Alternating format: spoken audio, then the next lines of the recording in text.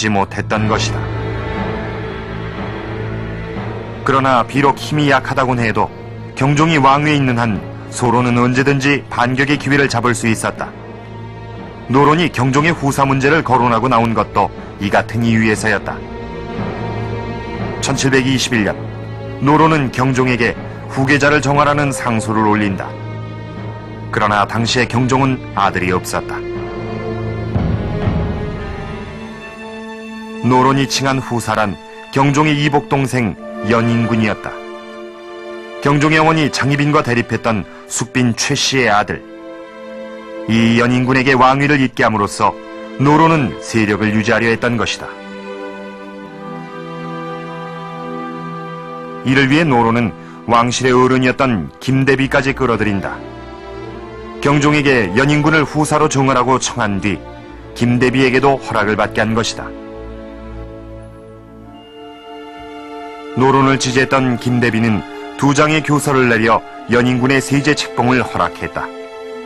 효종대왕과 선대왕의 혈맥으론 다만 경종과 연인군이 있을 뿐이니 연인군이 경종의 후사를 잇는 것이 당연하다는 내용이었다. 후사를 정하라는 상소를 올린 지 하루 만에 노론은 전격적으로 연인군의 왕세제 책봉을 성사시킨 것이다.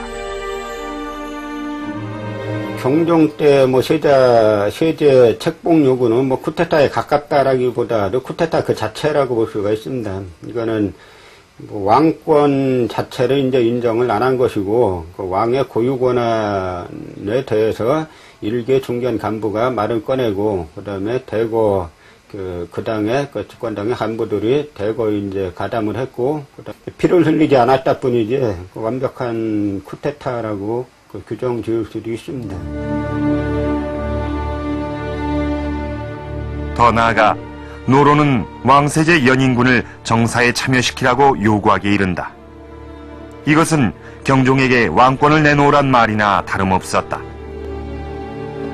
노론은 장희빈의 사사에 대한 책임이 있기 때문에 사실 경종 치하에서는 두 발을 뻗고 잘 수가 없는 그러한 형편이었죠.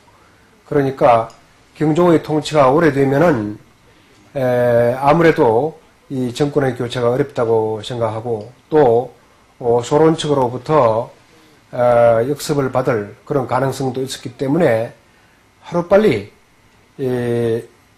세제에게 실권을 줌으로써 그들의 정치적인 안전판을 마련하기 위한 그러한 의도였다고 볼 수 있습니다. 그러나 노론이 아무리 집권 세력이라고 해도 이 같은 무리수를 계속해서 밀어붙이긴 어려웠고 소론 강령파들은 이것을 반격의 기회로 삼았다. 세제의 정사 참여를 주장한 노론 세력들을 모두 처벌하라는 상소를 올린 것이다.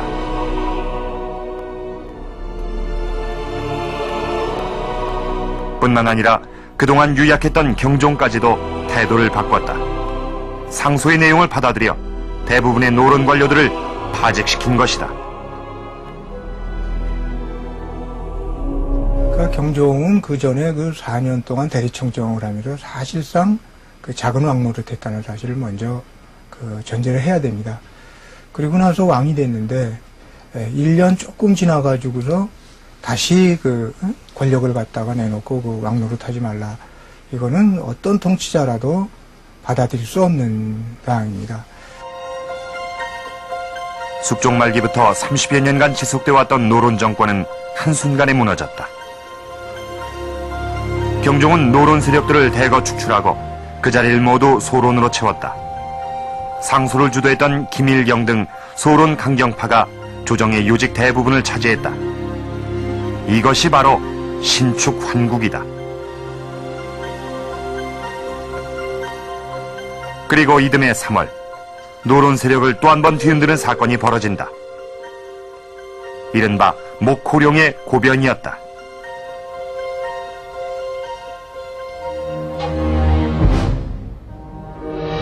당시 왕실의 토지를 관리하는 직책을 맡고 있던 목호룡은 평소 노론가의 자제들과 친분이 두터웠다고 한다. 그런데 이들이 경종 살해를 모의하고 있다는 사실을 알게 돼 이를 고변했다는 것이다.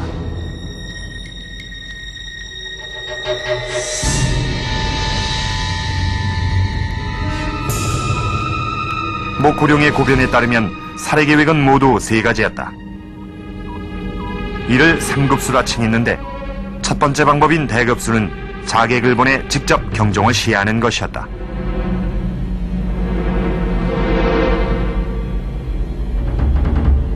두 번째 방법은 소급수. 궁녀를 시켜 임금이 먹는 소라의 반찬에 독약을 넣는 것이다. 그리고 세 번째 평지수는 숙종의 유언을 위조해 경종을 피출하는 계획이었다. 이를 위해 숙종의 가짜 유서까지 만들었다는 것이다.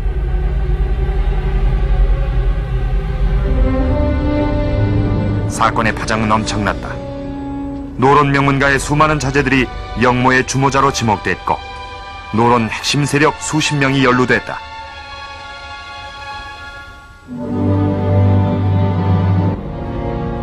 정유독대 이후 경종 반대파의 대표적인 인물로 꼽혔던 이명 등 노론 4대신 그리고 수십 명의 노론파가 죽음을 당했다.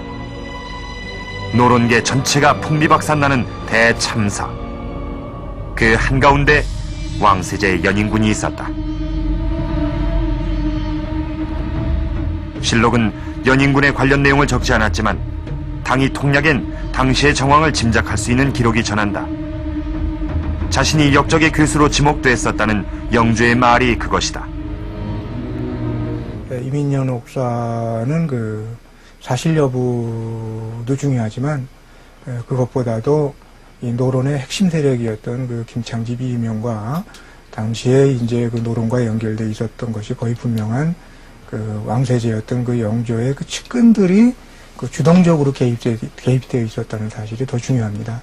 이 부분 때문에 파동은 뭐 심각할 수밖에 없는 그러한 상황이고, 그 연루자로 인해서 그것이 사실이냐 아니냐를 떠나서 그 정치적인 영향력은 엄청날 수밖에 없었던 사건입니다.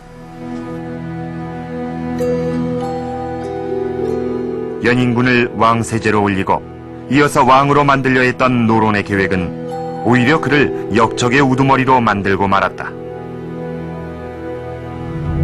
그리고 이때부터 영조는 형인 경종을 죽이려 했다는 혐의로부터 자유로울 수 없는 처지가 됐던 것이다.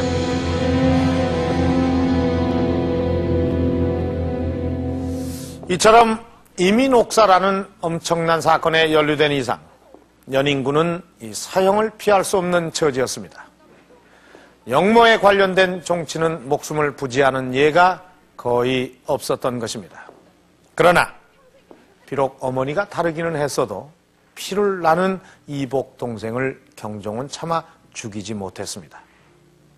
또 왕세제라는 이 후계자의 자리도 그대로 유지를 시켜줬죠. 그러나 이 이민옥사로 인해서 노론이 연인군을 왕으로 추대하려고 했다는 사실, 즉 신하가 왕을 선택한다는 이른바 이 택군이 있었다는 사실이 드러난 이상 그 이후의 전국이 평탄할 수는 없었을 것입니다. 이 경종을 지지하는 소론의 입장에서 보면 이 연인군은 영모의 주모자일 뿐만 아니라 또 반대파인 노론의 우두머리나 다름없는 그런 존재였던 것입니다. 그래서 이 소론은 경종의 왕비인 선의 왕후를 움직여서